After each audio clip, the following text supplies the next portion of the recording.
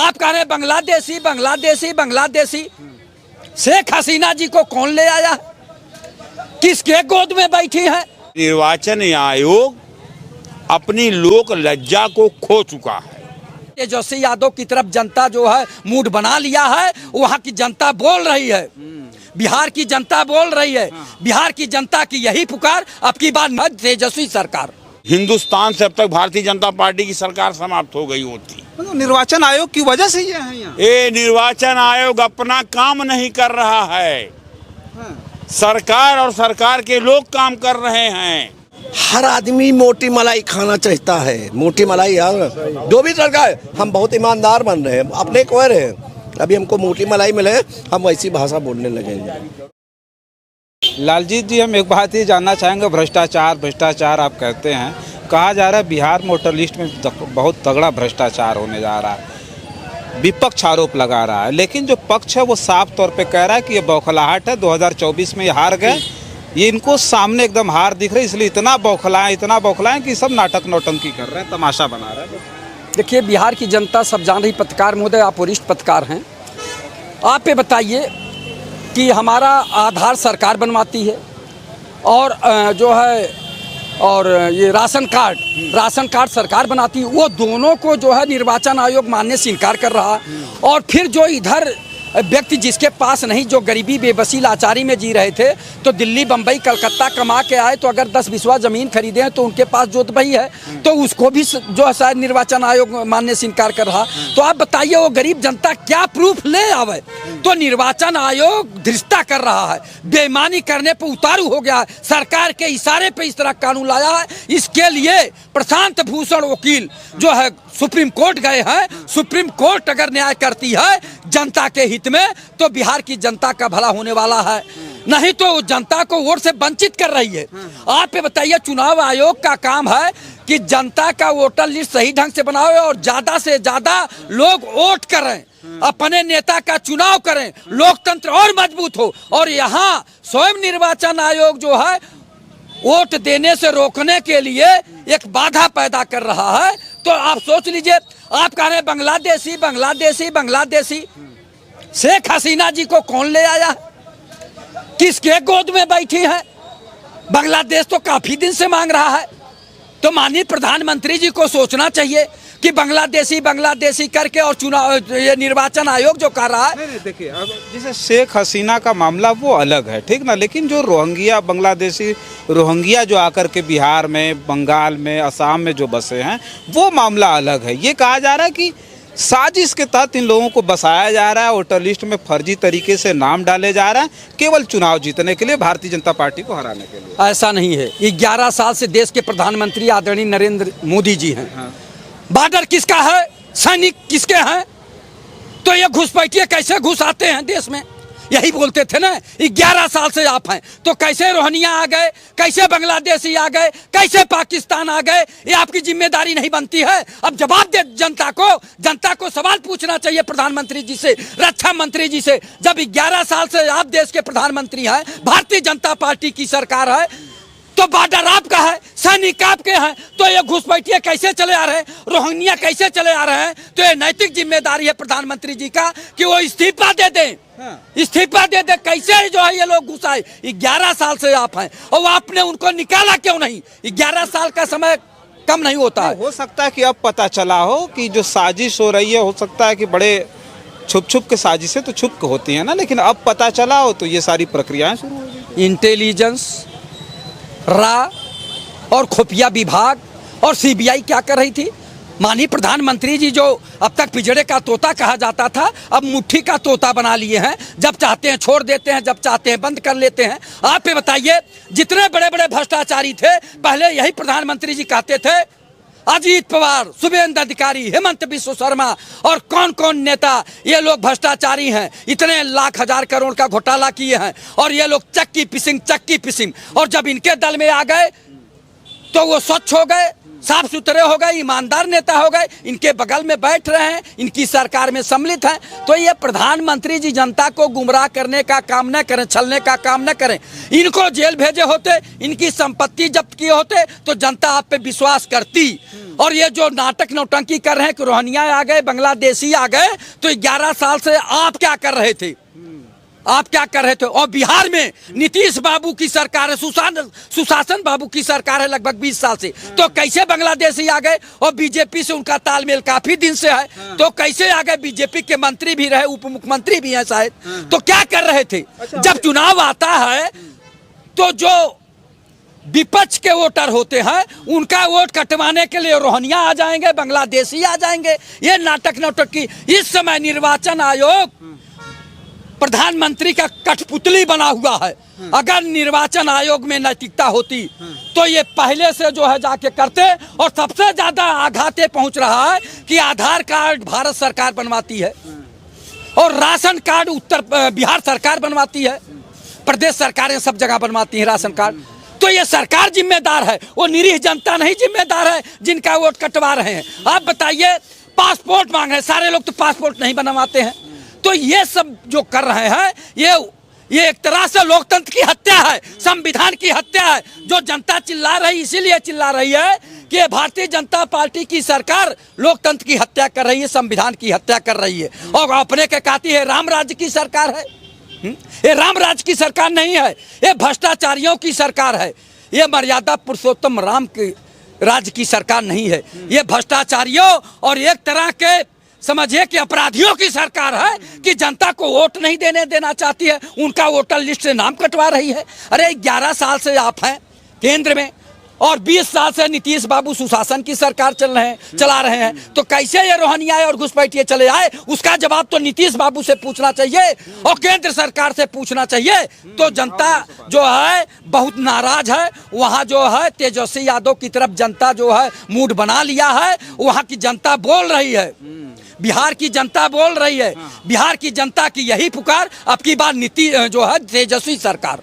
चलिए और लोगों से बातचीत करते हैं। क्या लगता है कि ये जो वोटर लिस्ट का पुनर्निरीक्षण का जो फैसला आया है, चुनाव आयोग ने कहा है कि भाई ये होना चाहिए, क्योंकि जो बांग्लादेशी रोहिंग्या वो बिहार की तरफ आ गए, बहुत सारे लोगों का फर्जी तरीके से नाम अंकित कर दिया गया वोटर लिस्ट में, सारे कट जाएंगे। ऐसा है, उत्तर प्रदेश के जब उपचुनाव चल रहे थे तो भारतीय जनता पार्टी की सरकार ने जो काम किया, वोटों की छीना झपटी की, निर्वाचन आयोग ने जो निरीह होकर के सरकार का साथ दिया, तो उसकी बड़ी थूका फज्जती हो गई, बड़ी बेइज्जती हो गई। मगर निर्वाचन आयोग को काम किसका करना है? सरकार का करना है, अपनी निष्पक्षता का काम नहीं करना है। इसलिए उसने एक सोची समझी रणनीति के तहत एक कह दिया कि आप अपने निवासी होने का प्रमाण पत्र दो। यही तो बात है। ये प्रमाण पत्र जारी कौन करेगा? आम जनमानस करेगा, एमएलए जारी करेगा, एमपी जारी करेगा, मंत्री जारी करेगा, लेखपाल और सेक्रेटरी जारी करेगा। हैं? तो जो लेखपाल और सेक्रेटरी वोटर लिस्ट बना रहे हैं वही तो बनाएंगे कि कोई और बनाएगा? उनके पास कुटुंब रजिस्टर, उनके पास खतौनी का रजिस्टर, दोनों में देख लीजिए कि यहाँ के रहने वाले हैं कि नहीं है। अपने आप क्लियर हो जाएगा कि विदेशी हैं कि मूल निवासी हैं। ये तो भ्रम की स्थिति निर्वाचन आयोग पैदा कर रहा है। दबे तौर पर ये कहना है कि निर्वाचन आयोग अपनी लोक लज्जा को खो चुका है, इसलिए सरकार को फायदा पहुंचाने के लिए इस तरह की व्यवस्था कर रहा है। ये नया कर रहा है निर्वाचन आयोग, ये पहले से होता हुआ है? निर्वाचन आयोग हमेशा सरकार के साथ रहा। निर्वाचन आयोग निष्पक्ष, निर्वाचन आयोग निष्पक्ष पार्टी थी। जैसे आपने कहा टीएन सेशन को, टीएन सेशन ने बता दिया निर्वाचन आयोग क्या है। पहले हम लोगों का बचपना था तो हम लोग जानते थे कि निर्वाचन आयोग कुछ होगा, मगर टीएन सेशन ने बताया कि निर्वाचन आयोग कुछ है और निष्पक्ष बॉडी है। उसने वोटर लिस्ट का आइडेंटिटी कार्ड बनाने का जारी कर दिया। अब भारत सरकार को मजबूर होकर के पैसा देना पड़ा। अच्छा, चुनाव आयोग निष्पक्ष नहीं है तो क्या लगता है ये जो जितने चुनाव हो रहे हैं जिसमें भारतीय जनता पार्टी जीत रही है या सरकारें जिनकी सरकार है वो रिपीट हो जा रही, बेईमानी से जीत रही है? चुनाव आयोग बिल्कुल उनके दबाव में उन्हीं काम अरे निष्पक्ष कहाँ, अगर निष्पक्ष हो जाती ना तो हिंदुस्तान से अब तक भारतीय जनता पार्टी की सरकार समाप्त हो गई होती। मतलब निर्वाचन आयोग की वजह से ये है यहाँ। ये निर्वाचन आयोग अपना काम नहीं कर रहा है, सरकार और सरकार के लोग काम कर रहे हैं, अधिकारी और कर्मचारी सर काम कर रहे हैं। जो निर्वाचन आयोग की गाइडलाइन होती है उस पर कोई नहीं काम कर रहा है। उठा करके बूथों पर लोगों को रोक दिया जा रहा है। वोटर लिस्ट में नाम जरा सा गड़बड़ है, आप वोट नहीं डाल पाओगे, आप रुक जाइए वोट नहीं डाल पाओगे। ये सब क्या है, ये सब क्या है? पर नाम फला व्यक्ति है कि नहीं है, प्रधान जो है निचली बॉडी आपकी होती है उससे प्रमाणित करा लो। अच्छा, अगर ये बताया जा रहा है कि 1 लाख वॉलंटियर्स लगाए गए, 3 दिन में उनकी ट्रेनिंग समाप्त हो गई और लोग कह रहे हैं, आरोप लगा रहे, विपक्ष आरोप लगा रहा है कि आरएसएस के 1 लाख वॉलंटियर्स तैयार किए गए वो काम कर रहे हैं बिहार में। बिहार में काम कौन कर रहा है ये पहले आप बताइए। सरकार काम कर रही है, उनके अधिकारी कर्मचारी कर रहे हैं कि प्राइवेट एजेंसी को दे दिया गया है? पहले ये तो क्लियर आप कर दीजिए वोटर लिस्ट बनाने का काम। नहीं, वहाँ तो हम विपक्ष हर जगह जो बीएलओ है, विपक्ष बीएलओ सरकार का होता है और विपक्ष आरोप नहीं लगाता है, विपक्ष सरकार की नकेल होता है। विपक्ष सरकार की गलतियों को अपनी आवाज उठा करके उसको सही काम करने की सलाह देता है और सरकार नाकारा हो जाती है जब विपक्ष की बात को मानने को नहीं तैयार होती है। 3 दिन में किसको ट्रेनिंग दे दी है भाई, किसको दे दिया 3 दिन में ट्रेनिंग? और ट्रेनिंग वाले कौन है उनको तो खोलो, कि वो प्राइमरी के मास्टर हैं कि जूनियर हाई स्कूल के मास्टर हैं कि लेखपाल हैं कि कानूनगो हैं, उनकी तो लिस्टियाँ जारी करो, तब तो हम जाने कि निर्वाचन आयोग बहुत ईमानदार और बहुत बहादुर है। ये तो करोगे नहीं। इसलिए भारत का दुर्भाग्य है कि इस देश का निर्वाचन आयोग जो देश की तकदीर बनाने का काम करता है, निर्वाचन आयोग निष्क्रिय होकर के देश की तकदीर को बिगाड़ने का काम करता है। जरा सी लज्जा होती तो निर्वाचन आयोग स्वतः इस्तीफा देकर हट जाता, कहता हम इस लाइन से हट रहे हैं, आप जिससे चाहिए उससे चुनाव करा लीजिए। निर्वाचन आयोग की गरिमा हम पर रोज आरोप लगते हों, हम अपनी सफाई के लिए कुछ ना कहें, न कुछ कहें, ये कोई बात तो नहीं। कहीं तो रहे चक्का जाम कर दे रहे हैं आप। ओह, हमारी बातें नहीं समझे आप। हम रोज और आरोप लगा रहे हैं निर्वाचन आयोग पर कि बैलेट पेपर से करा दो। मनमोहन जी ने गलती कर दिया, आडवाणी जी ने विरोध किया था, आडवाणी जी ने कहा था कि एक दिन आएगा कि यही वोटिंग मशीन पर से गड़बड़ियां पैदा हो जाएंगी। मनमोहन ने गलती कर दिया कि पहले 10 लोकसभा सीटों पर वोटिंग मशीन लगा करके कराया, पूरे देश में करा दिया। अगर निर्वाचन आयोग पर आरोप लग रहा है कि वोटिंग मशीन गड़बड़ी काम कर रही है, आप बदल दो, बैलेट पर आ जाओ। इसका जिम्मेदार कौन है? एक मिनट, नेताजी को भी बोल लेना दीजिए। हाँ, जिम्मेदार इसका कौन है? कांग्रेस ही तो जिम्मेदार है। कांग्रेस जिम्मेदार है। अगर कांग्रेस ना कराते हमारी वजह से, भाई साहब ने कहा, हम इनकी बात का समर्थन कर रहे हैं। इन्होंने कहा कि 10 लोगों को करा दिया, 10 उसमें जब अग्गी आपने किया तो दूसरी सरकार आएगी, वही इसीलिए तो कांग्रेस नहीं बोल पा रही है। हाँ, बस कांग्रेस नहीं बोल पा रही है, आप ही ने बोया है। हाँ, नहीं तो देख सुन लीजिए, बैलेट पेपर से होता था, सारे लोग होते थे। जब मशीन आई तो इसका समर्थन कांग्रेस ने किया। अब जब कांग्रेस ने पहली बार कराया तो जो भी सरकार आएंगे वो भी कराएगी। तो हम ईवीएम पे चर्चा नहीं कर रहे थे, हम बिहार में वोटर लिस्ट पे चर्चा कर रहे थे। हम बात करेंगे।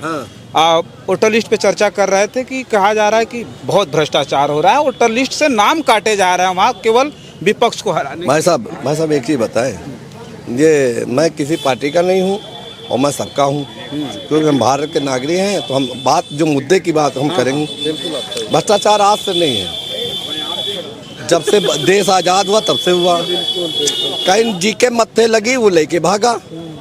हर आदमी मोटी मलाई खाना चाहता है, मोटी मलाई यार। जो भी सरकार, हम बहुत ईमानदार बन रहे हैं, अपने कह रहे हैं।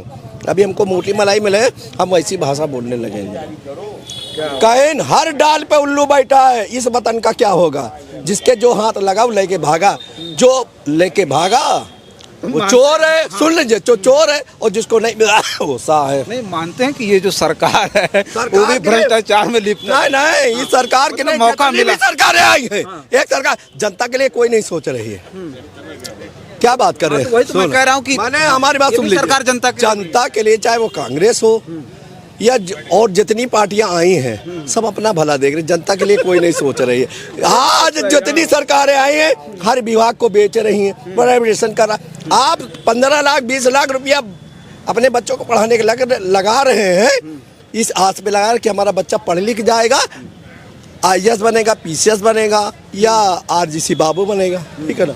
तो जब विभागे बेचे दे रहे हो तो कहाँ नौकरी है? विद्यालय बंद करे हो, न पढ़ेगा न बढ़ेगा। विभाग बता, विभाग आप बेचे, सुन लीजिए, विभाग बेचे, जब विभाग नहीं होगा तो नौकरियां नहीं दे, पकौड़ा तलो, बात खत्म।